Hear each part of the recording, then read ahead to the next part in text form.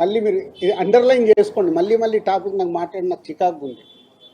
నేను ఎందుకంటే ఇక్కడ మంచి సినిమాలు తీస్తూ ప్రొడ్యూసర్గా 22 ఏళ్లలో ఇక్కడ వరకు గ్రో అవుతూ నేను ఇంకా కొత్తగా ఆలోచిస్తున్నాను. మొన్ననే దిల్ రాజు డ్రీమ్స్ అని అనౌన్స్ చేశాను.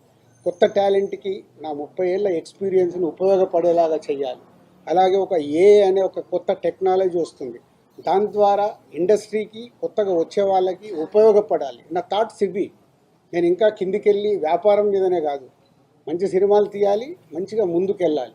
నాతో పాటు చాలామందికి నేను హెల్ప్ అవ్వాలనేది నా వ్యూ, నా విష్.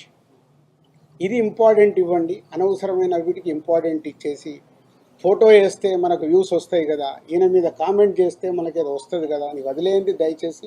మీరు ఎవరన్నా దాంట్లో ఉన్న వాళ్ళు ఉంటే, ఇందాక ఒక ఛానల్ వాళ్ళకు చెప్పాను కదా, అది ఇంపార్టెంట్. ఒక వ్యక్తి గురించి మనం చేస్తున్నామంటే కొంచెం అనాలిసిస్ చేసుకొని చేయాలి.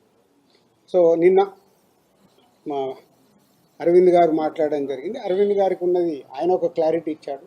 ఆయన మొత్తంలో వాళ్ళకి 15 థియేటర్లు ఉన్నాయి అని చెప్పడం అది నిజం. చాలామంది ఏమనుకుంటారంటే ఆయన కూడా ఏదో దున్నేస్తున్నాడు, ఆయన ఏదో చేసేస్తున్నాడు. ఆయన క్యూబ్ అనే కంపెనీలో, వాళ్ళు ఎప్పుడో పెట్టిన కంపెనీలో ఆయన పార్ట్ ఆఫ్ ద క్యూబ్. ఇట్లా ఇదే వ్యాపారంలో ఉన్నప్పుడు ఇప్పుడు నేను దిల్ రాజు డ్రీమ్స్ అని కొత్తగా స్టార్ట్ చేస్తున్నాను, కొత్త వాళ్ళ కోసం. అనే ఒక కంపెనీ కొత్తగా వస్తుందని స్టార్ట్ చేస్తున్నాను. అవి కొత్తగా వస్తున్నాయి కాబట్టి నేను కొత్తగా ఆలోచించి వెళ్తే 10 ఏళ్ల తర్వాత దిల్ రాజు గారు ఎందుకు పెట్టుకున్నాడు అంటే నేను ఏం చేయగలను? 10 ఏళ్ల తర్వాత క్వశ్చన్ వస్తే ఒక కొత్తగా వస్తున్నప్పుడు మేము ముందుకెళ్తాం.